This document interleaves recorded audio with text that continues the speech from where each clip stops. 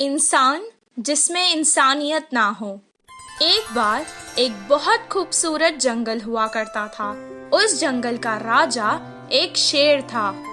वो जंगल के हर जानवर को अपने बच्चों की तरह ही देखता था और इसी तरह सभी जानवर एक साथ मिलजुल कर रहते थे। एक दिन एक हाथी पेड़ से फल तोड़कर खा रही थी और अचानक उसे चक्कर आ गए और वो गिर गई। उसे गिरा हुआ देखकर जंगल के कुछ हाथी वहां आ गए और वो उससे उस जंगल के वैद्य के पास ले गए। बंदर वैद्य ने उसे कुछ देर देखा और कहा, इसे कुछ नहीं हुआ है, परेशानी की कोई बात नहीं है, ये माँ बनने वाली है। ये खुशखबरी सुनकर जंगल के सभी जानवर खुशी मनाने लगे। गधे ने हाथी से कहा, अरे वाह, अब बस आराम करना और मेरी तरह भारी चीजें मत उठाना।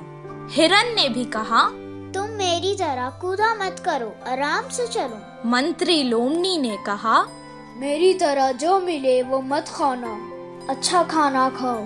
कौवे ने कहा, तुम्हें अगर कुछ भी चाहिए तो मुझे आवाज दे देना। ये सब सुनकर राजा ने कहा, हमारे हाथी मित्र की अब हम सबको ही मिलकर देखभाल करनी चाहिए। जंगल के सभी जानवरों का ये स्नेह उसकी तरफ देखकर हाथी को बहुत खुशी हुई। हर कोई उसका ख्याल रखने लगा। उसके पेट से वो बच्चा भी सब देखता था और खुश होता था। एक दिन उस मासूम को प्यास लग रही थी। माँ, मुझे बहुत प्यास लग रही है, पानी पी लो ना। वो जंगल के पास की नदी के पास गई और पानी पीने लगी। पानी पीकर वो खुश हो गई और कहने लगी, माँ, मुझे सारा जंगल दिखाओ ना, मैं देखना चाहता हूँ। तब वो धीरे धीरे चलते हुए उसे सब कुछ दिखाने लगी। उस खूबसूरत जंगल को देखकर उसके बच्चे को बहुत खुशी हुई। अचानक वो रास्ता भटक गई और जंगल के पास के गांव में आ गई। उस गांव में 2 शरारती बच्चे रहते थे। वो हमेशा सबको सताते और खुश होते थे। गांव के मुखिया की कई डांट पड़ने के बाद भी वो ना बदले, बल्कि उनकी शरारत दिन ब दिन और बढ़ती चली गई।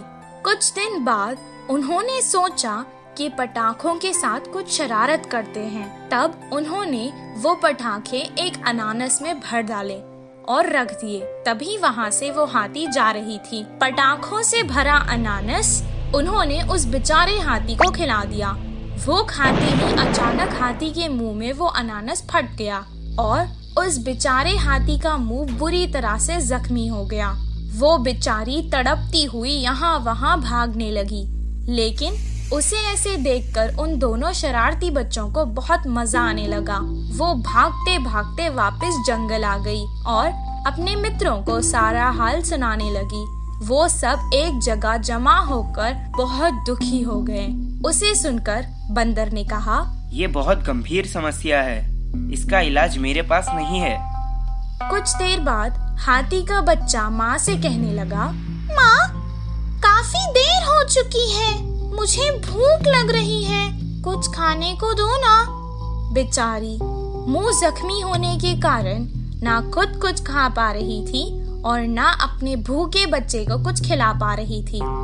वो वापस नदी में गई और पानी से ही अपने बच्चे की भूख मिटाना चाहती थी। कुछ देर पानी पीने के बाद उसने अपने मासूम बच्चे से रोते हुए कहा, बेटा, मुझे माफ कर देना, मैं तुम्हें इस जालिम दुनिया में नहीं आने दूंगी। इतना कहकर उसने अपनी जान दे दी। हाथी की मृत्यु देखकर जंगल के सभी जानवर दुखी हो गए और उस घटना के बाद कभी कोई उस जंगल से बाहर नहीं गया।